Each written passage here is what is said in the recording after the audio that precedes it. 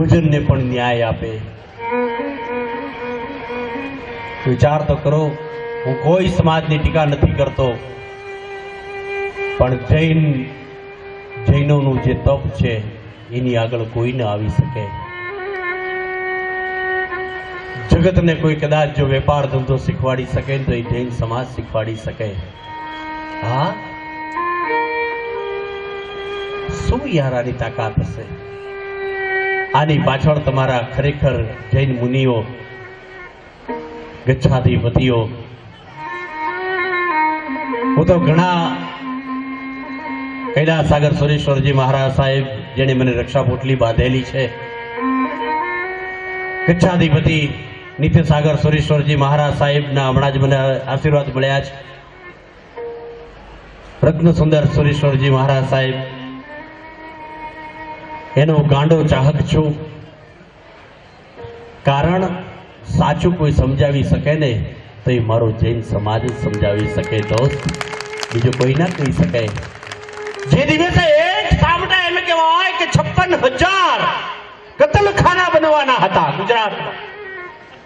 સમગ્ર ભારત દેશની અંદર 56,000 કતલખાના બનવાના હતા.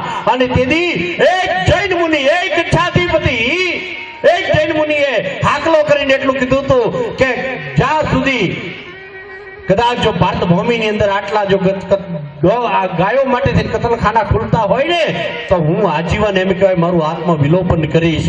ઈ કહેનાર કદાચ કોઈ હોય ને તો એ જૈન મુનિ કહી શકે. ભલા માણસ, બીજા કોઈની તાકાત નથી. અને સાહેબ કતલખાના ખુલતા બંધ થઈ ગયા.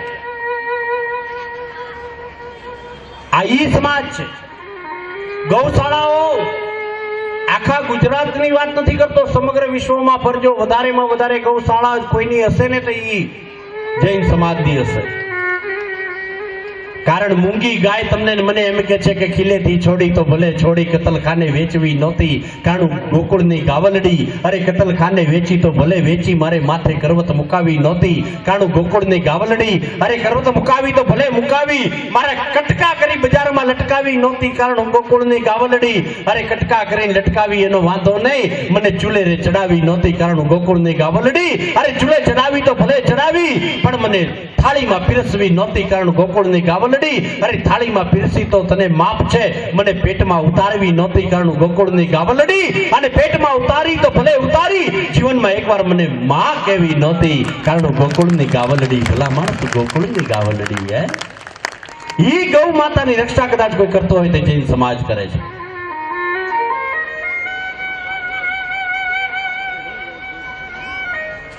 તમે ગંભીર નથી જતા પાછા.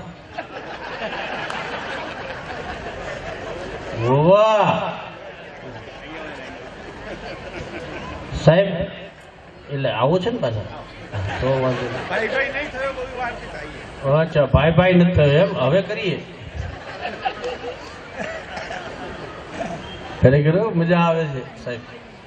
આ થોડીક વાર શું છે કે પેલું દવાની સાથે, સાકરની સાથે દવા આપીએ ને, એટલે હાસ્યની સાથે એકાદી આ સાહિત્યની વાત એટલા માટે કરી કારણ જૈન સમાજ, મારો સમાજ બેઠો હોય ત્યારે મને એમ થાય કે એકાદી વાત ન કરું તો હું સાહિત્યકાર લાજુ ભલા માણસ.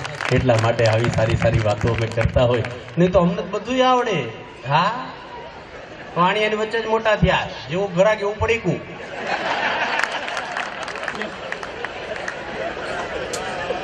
હા, અને અમને છે ને, અમને નડે કોણ ખબર છે? જેને 1 રૂપિયો દાન ના આપ્યો ને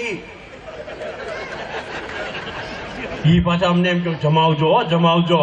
હા, અને હાવ સાચું તમને કહું તો આમ હમણાં હું આમથી અમે આવતા હતા ને, એક ભાઈ આયા મારથી, પ્રફુલભાઈ હિંગુ ને.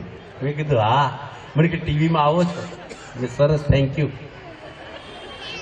મને કે જાઓ હવે સ્ટેજ ઉપર તમારો ક્રિયાક્રમ ચાલુ કરો.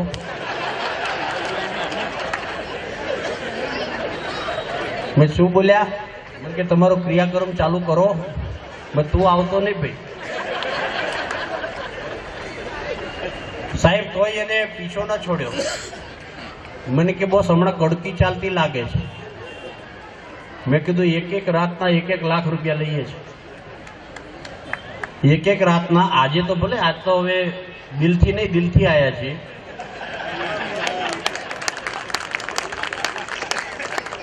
હા, એક એક રાતના 1-1 લાખ રૂપિયા લઈએ. મેં કીધું અમારે કડકી આવે. મેં તને આવું લાગ્યું કે મને કે ટીવીમાં જ્યારે જવું તારે એકનો એક જબ્બો પહેરીને બેઠા હોય છે. એટલે ટીવી વાળા અમારું એક રેકોર્ડિંગ એકનું એક મૂકે તમારો વાંક તોય પાછા ન પડે સાહેબ. મને કે બોસ જીભ ચોટતી એવું લાગે છે. મેં આવું તને કેમ લાગ્યું? ઈ કે બધા આટલા વર્ષોથી બોલું કોઈ દાડે જીભ ચોટતી નથી. મને કે તમે કેસેટ લાવ્યો ને સમજાય તો